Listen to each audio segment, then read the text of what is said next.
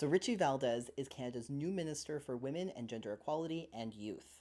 But what role will she play in LGBTQ+ rights across Canada in the months and years to come? Prime Minister Mark Carney announced his new cabinet this week, lining up a roster of 28 major ministers and 10 more minor secretaries of state. And unlike Carney's previous cabinet ahead of the federal election, it includes a designated minister focused on women, gender, and queer and trans rights, which is a big deal.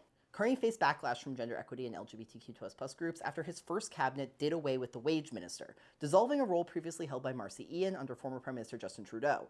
In that smaller pre-election cabinet, oversight of that ministry was folded into the Minister of Canadian Culture and Identity, Stephen Guilbeault's portfolio. And with the federal election on the horizon, defenders of that decision argued that it was only temporary and the full role would be restored following the election.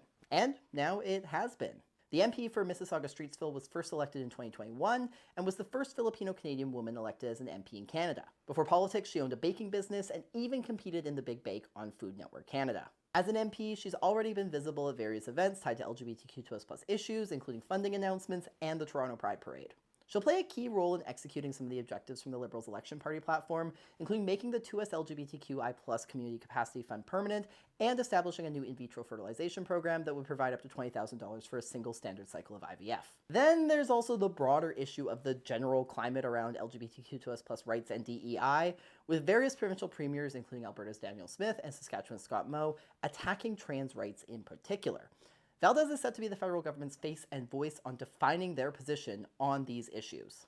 And as to what that position is and how vocal they and Valdez will be, will play out in the days and months to come.